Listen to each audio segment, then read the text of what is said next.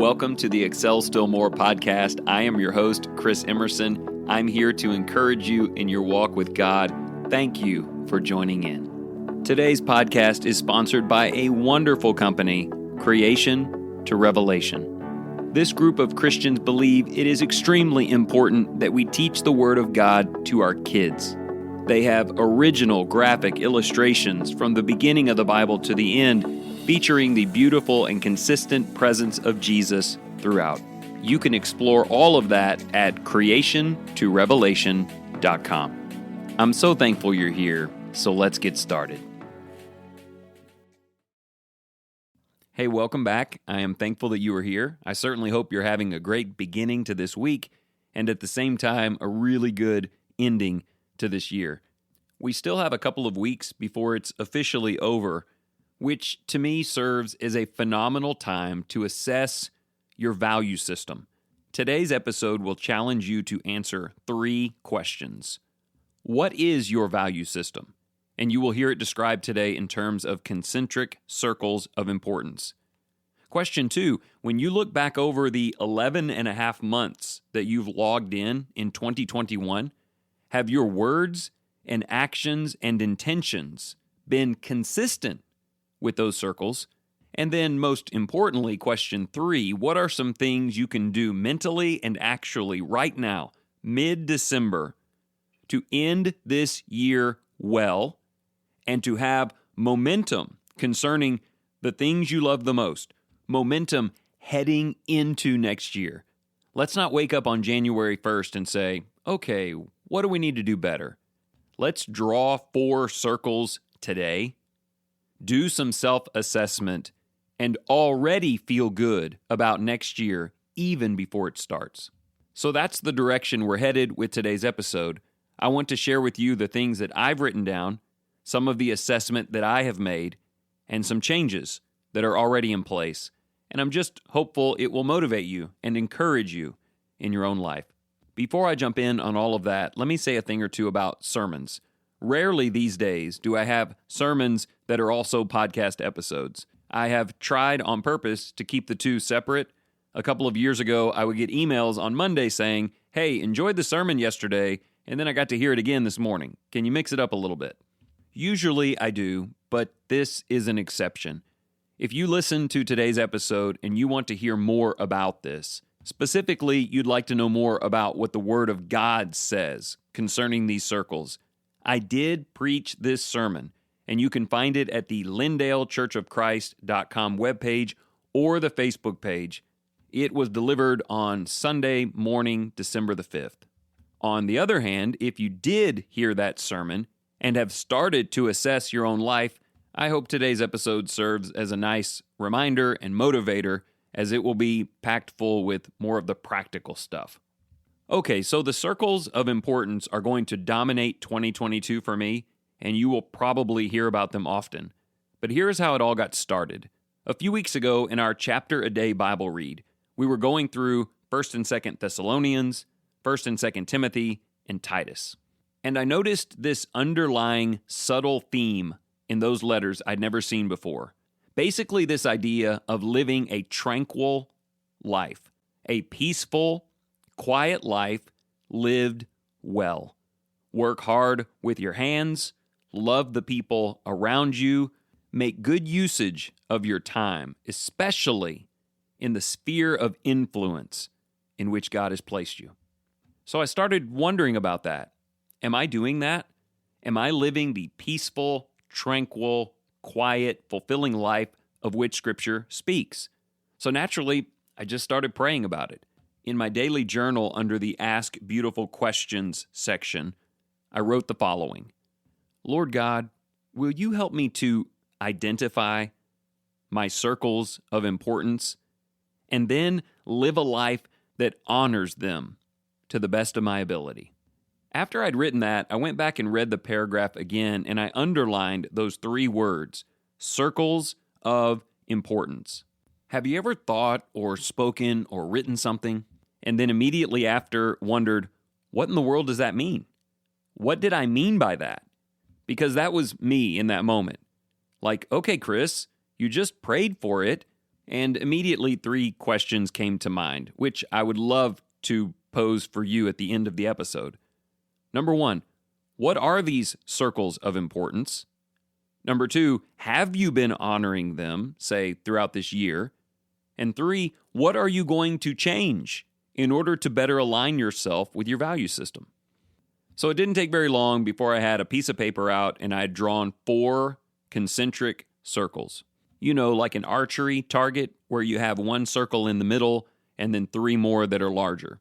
My challenge was simple. Write down what in this world is most important to me. Be honest and be ready to take it to God. Write the most important thing in the middle circle and then the next most important thing and outward until you filled in all 4. Now, I guess I could have made 5 circles or 10 circles, but I wanted to be very intentional and disciplined. So I ended up with 4. I don't know that your 4 will match mine outside of the first one, but I do hope that my journey can encourage your own. So here's how that went. In the center, quite predictably, I wrote God. But not just God. Underneath that, I wanted to be a bit more descriptive, so I wrote the Father, Jesus Christ, and the Spirit.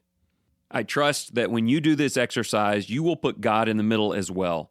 But let me challenge you on a couple of things. Don't put God there because you are supposed to. Spend some time thinking about it. Is a relationship with the Lord the most important thing in your entire life? It should be. It needs to be. But is it? Because in a little while, you're going to have to look back on 2021 and plan next year based on this being the center, the pinnacle, as Paul wrote in Colossians 1, first place in everything. Now, if you choose to do this, please note something. In the center of my circles are people, not actions. It might be very easy for you as a hearer to say, Chris, we get it, God comes first. I think I'll just fast forward to the next one because I know what you're going to say.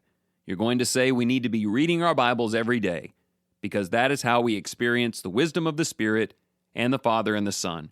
We need to pray every day so that we can address the Father through the Son. And we need to be at church whenever we can so that we can flourish in the work of the kingdom.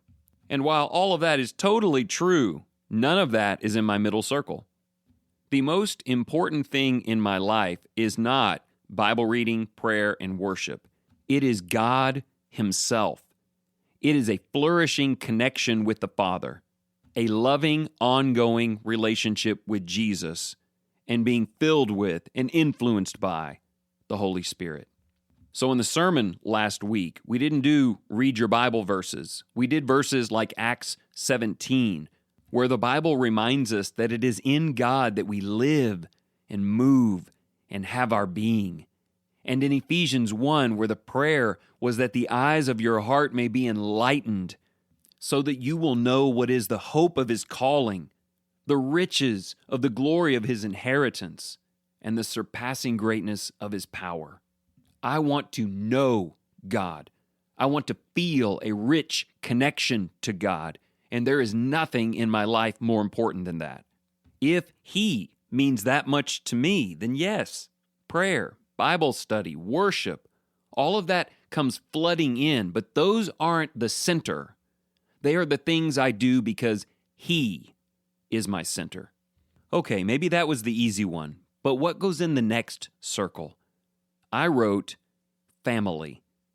And more specifically, I wrote down my wife and my kids. I really had to think about this for a while. There will be some people who hear this episode who are disappointed by this. You can't put your family in front of God's people. Chris, if you put your wife and kids ahead of Christians, then if they decide they don't want to go to church, you may choose them over Christians. But firstly, I would tell you, these are my circles, and I'm ready to face Jesus with them. You go and make your own. But I would also defend my choice in this way. At the center of my life is God. I'll be at church on Sunday because I want to worship God, not because Christians come before family or the other way around. When a relationship with the Lord is in the middle, there will be no compromise no matter where everybody else is placed. But I will tell you this. I entered into a special covenant with my wife a little bit over 24 years ago. I love all Christians, all people, but I love her most of all. And my kids, Hannah and Braden by marriage, and Luke and Nicholas and Ella, they are my gifts from God, Psalm 127 and 128. They are arrows provided to me to release all too soon into this world, and they are olive plants around my table. They deserve special attention. They deserve more of my attention than anyone else. I will not save the world and lose my family. Counsel Christian couples in their marriages while mine is depleted of the time that it needs to survive by the work of a preacher. This was very humbling for me because Summer and I have had a lot of conversations over the years about this exact thing. But when I wrote it down and looked at it and prayed about it, I realized that the changes I've been making are good, and I'm going to be making more. Because a Christian can have his best effect on other believers when he is prioritizing the needs of his own home.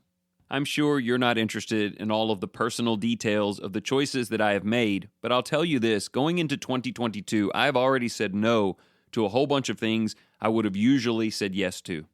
I have been pouring special attention into my marriage and relationship with my children, unapologetically giving them priority over anyone else, everyone else. And the rewards of that spill over into every other part of my life. Which brings me to the third circle, which is God's people, Christians, Lindale Church members, and God's people wherever you may live. The New Testament is vibrant with instruction about God's people serving one another, selflessly loving each other, contributing to the efforts of Christ the head, knowing that we, you and me, we are His body, working together to carry out His work upon this earth. Worshiping with God's people is important. Building connections with God's people. Loving God's people. That is third in my entire life list of important things. I don't know if that's the same way you will list it. Maybe you will invert family from brethren. Whatever it might be, just remember, you have placed these people in your circles of importance before a lot of other people and things. Because in the end, this is not just some list to make yourself feel more holy. In fact, it had kind of the opposite effect on me. Just as I had prayed, I recognized that these needed to be the points of focus. But have they been? And what changes do I need to make to show God's people what they mean to me? All right, number 4, you only get 4. What's going in the circle? Well, I put neighbors. You just can't read the Gospels and come away, to me, with any other answer. Jesus said 2 laws: love God, love your neighbor. Jesus told so many stories, like the one of the Good Samaritan who demonstrated godliness by loving someone that he didn't even know. I believe God has purposefully placed people in my life who are not yet Christians. Family members, friends, neighbors, passing acquaintances, visitors to our church building, whoever and wherever God puts them. He has brought them into my life, and He has allowed me to continue living so that I may show love for them. I'm being honest in this episode. They will not get priority over my wife and my kids, nor brethren, in the same way that Christians will always have to wait until I have made sure my marriage is where it needs to be. But of all of the things left on the planet I could have put in that 4th circle, I put human beings who need Jesus.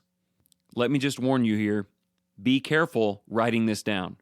Make sure you mean it, or at least that it is God's intention that you mean it. Because remember, we've got to come back and look over this year and say, how has that been going? And what changes am I prepared to make? Okay, so I saved a few minutes here at the end to talk about what is not on my list. But let me pause a moment and just encourage you to do this. 4 circles, that's all you get. If you want to fill it in another way, do so with integrity, do so prayerfully, and acknowledge This is how I am prepared to face Jesus. And trust me, that is not some veiled threat that your list must look just like mine. It's just the truth on what's coming. Okay, so what is not on my list? There were two things that jumped out at me. First of all, there are no things. My entire list is made out of people. God the Father, God the Son, and God the Spirit. Those are people, living people with whom I can have a relationship. Then comes my wife and my kids, and certainly my parents and my brothers and family. And then comes all of the brothers and sisters in Christ whom I love. And then after that, every person alive whom God puts in my life. There is no mention of the money I have in the bank, or the car that I drive, or the trips that I take, or the house that I live in. I'm sure there are years past I would have added those things, but this year I didn't. And it doesn't mean that they aren't important to me. They just all fall outside of the first 4 circles of importance. So what does that mean?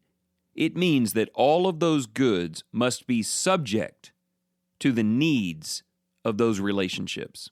Does that make sense? If God wants me to give to help His work, I'll give. If my family needs time, energy, money, things to fulfill their needs, they'll receive it. If my brethren have physical needs, I will supply them. If some stranger needs someone to use their own oil on him and pay for 2 nights in the inn, that person is more important than those things. I started this change about a year ago, and last year budgeted at the beginning of every month funds for charity to help people. And honestly, it worked out really well this year. But next year, I want to do better. I will do better. Maybe you're like me. Maybe you just have gotten tired of saying that people matter more than things, and then nearly never sacrificing things for people. Jesus had a lot to say about that, but suffice it to say, we need to get this right. Okay, and then last thought for the day. I noticed I'm not in any of the circles. Where is the me circle? Isn't it important that I take time for myself, that I take care of myself?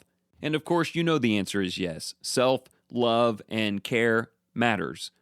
But if I leave it off of the 4 circles and I put some stranger ahead of myself, or my family, or God, won't that just leave me completely depleted and unable to serve them? It's almost comical sometimes how we justify selfishness. Well, let me finish by putting it in this way. It is certainly true that my list is made up of people that are not me, but all of them are relationships. I am connected with each of those people. And to the extent that my relationship with God is strong, do you think I benefit from that? To the extent that my relationship with my wife and children is properly nurtured and prioritized, how do you think that's going to work out for me? When God's people get my heart and I share it with them and they share theirs with me, or I reach out to a neighbor to help them and they experience that love, how do you think I'll be doing as an equal party part of those healthy relationships? I guess here's my eureka moment throughout this process, is that having a healthy relationship with the people that I love is the best thing I can do with my life and for my life. And there is no amount of self-love I can give or things I can buy that can replace them. I certainly hope that you believe that and that you are ready to do something about it. Start today with this first critical step. Write down your circles of importance.